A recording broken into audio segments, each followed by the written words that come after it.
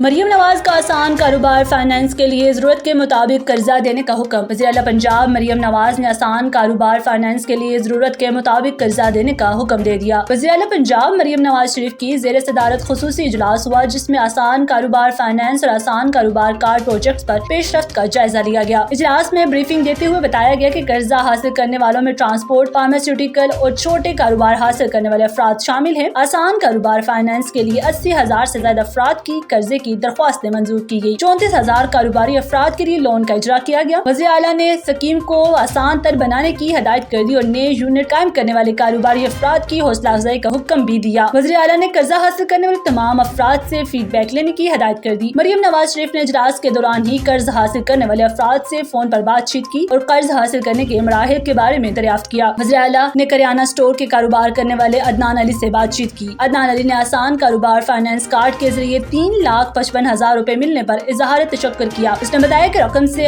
سامان کریانہ اسٹور میں ڈالنے سے کاروبار بڑھا۔ اس کے علاوہ تونسا سے زرعی مداخل کا کاروبار کرنے والے معین الدین نے وزیر اعلیٰ پنجاب مریم نواز شریف سے گفتگو کر کے شکریہ ادا کیا۔ اس نے بتایا کہ 1,56,000 روپے کا کھل، بنوالا، چوکر، ونڈا ڈالنے سے کاروبار میں بہتری آئی۔ آسان کاروبار فائنانس کارڈ جیسی اسکیم شروع کرنے پر محمد نواز شریف اور وزیر اعلیٰ پنجاب کا شکریہ ادا کرتا ہوں۔ ادھر لودھران کے نواحی گاؤں 104 میں کریانے کی دکان چلانے والے ندیم احمد سے وزیر اعلیٰ پنجاب مریم نواز شریف کی گفتگو ہوئی۔ اس نے بتایا کہ عید سے پہلے 8 لاکھ روپے آسان کاروبار فائنانس کے ذریعے ملنے سے دکان میں زیادہ مال ڈال لیا اور کاروبار بڑھ گیا۔ وزیر اعلیٰ پنجاب مریم نواز شریف نے کاروبار فائنانس کی اسکیم میں شامل افراد کی کامیابی کے لیے دعائیں کی۔